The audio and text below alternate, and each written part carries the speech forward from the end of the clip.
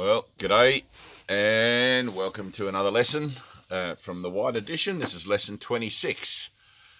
My attack thoughts are attacking my invulnerability, which when you can really hear this lesson, it really prompts you to be more vigilant for your own sense of inner peace because you're becoming more aware of just what it is that's going on in here that is making manifest and the situations you find yourself involved in. And, every time that comes around that something drags me into the external participation in a way that drains me or brings me upset and all that sort of stuff, it's reinforcing the idea that I am the body, that I am this physical entity rather than that I am spirit. And it takes great determination, which will be our next lesson, I think. Oh, well, above all else, I want to see lesson 27. It takes great determination and resolve and perseverance and all of that sort of stuff to shift and break free from that repetitive, addictive nature of thinking that verifies the identity of the vessel through pain and suffering and death. We're self-saboteurs. So anyway, lesson 26. My attack thoughts are attacking my invulnerability. It is surely obvious that if you can be attacked, that you are not invulnerable.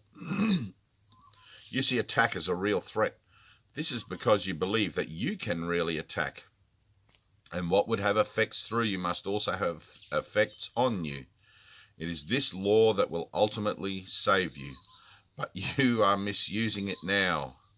You must therefore learn how it can be used for your own best interests rather than against them. Because your attack thoughts will be projected, you will fear attack.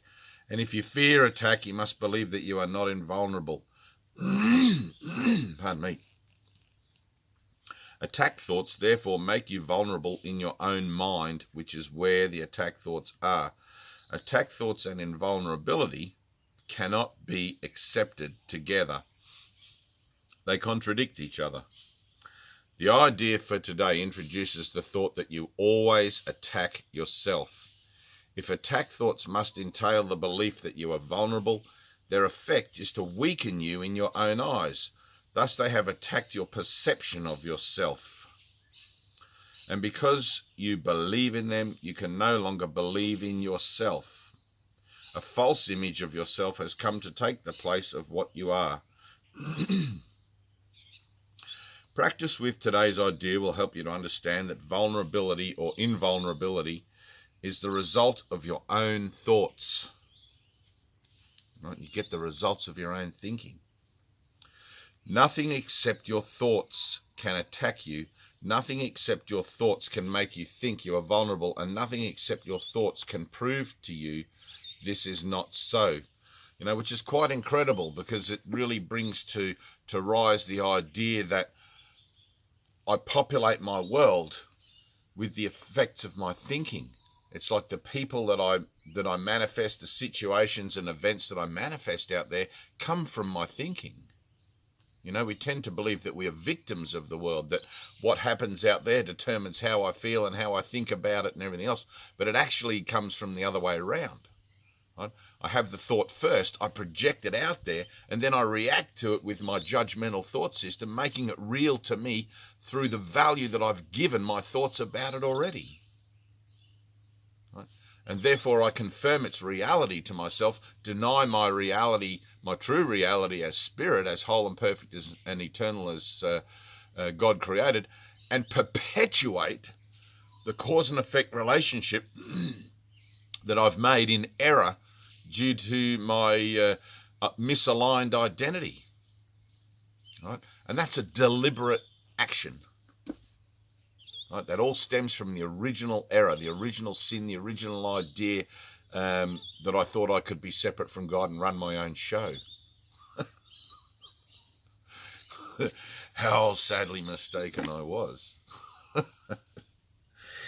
Yeah, dear. Okay, so 6 practice periods are required in applying today's idea. A full 2 minutes, right? So you got 12 minutes today. A full 2 minutes should be attempted for each of them, although the time may be reduced to a minute if the discomfort is too great. Do not reduce it further. The practice periods should begin with repeating the idea for today, then closing your eyes and reviewing the unresolved situations whose outcomes are causing you concern. The concern may take the form of depression, worry, anger, a sense of imposition, fear, foreboding, or preoccupation. Any problem as yet unsettled, which tends to recur in your thoughts during the day, is a suitable subject. You will not be able to use very many for one practice period because a longer time than usual should be spent with each one.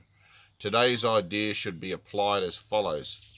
First, name the situation. I'm concerned about blank. Then go over every possible outcome which has occurred to you in that connection which has caused you concern, referring to each one quite specifically, saying, I am afraid blank will happen. Right? If you are doing the exercises properly, you should have some 5 or 6 distressing possibilities available for each situation you use, and quite possibly more. It is much more helpful to cover a few situations thoroughly than to touch on a larger number. As the list of anticipated outcomes for each situation continues, you will probably find some of them, especially those which occur to you toward the end, less acceptable to you. Try, however, to treat them all alike to whatever extent you can. After you have named each outcome of which you are afraid, tell yourself, that thought is an attack upon myself. Conclude each practice period by repeating today's idea once more. All right, so my attack thoughts are attacking my invulnerability. I'm concerned about blank.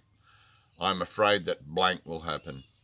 I'm concerned about the same blank. I'm afraid that blank will happen, and whatever various outcomes that you perceive might happen, right? And then end that individual situation with that thought is an attack upon myself, and go on to the next thought. Right? I'm concerned about blank because I think that'll happen. And just practice with a few, he says, just for a minute or two, a minute only if it gets distressing, and not less than a minute, 6 times today. Right. And then obviously, as with all of these lessons, and you probably by now, lesson 26, you probably not by now have sort of figured out that one particular lesson so far has really stuck with you more than others. For me, it was lesson 1, lesson 10. I had 2 huge realizations with those lessons, and they both became very prominent lessons for me in my own right, and I've applied them many times throughout the years to reinstate my sense of inner peace and bring me back to focus. All right, so that's lesson 26. My attack thoughts are attacking my invulnerability. Tomorrow, 27. Above all else, I want to see. All right, which from now on we tend to get away from, more away from the specifics of looking at our troubling thoughts, although that theme does continue throughout the course. But we're getting more into the nicer stuff now. A few more lessons to go yet, but where we start to become more associated and more oh God, I've lost the word. More reacquainted with the ideas that we hold about ourselves, that are true about ourselves in our relationship with God, our holiness and all those nice things. But we still got to do the dirty work, All right, look at those thoughts, and I'll see you tomorrow. Bye.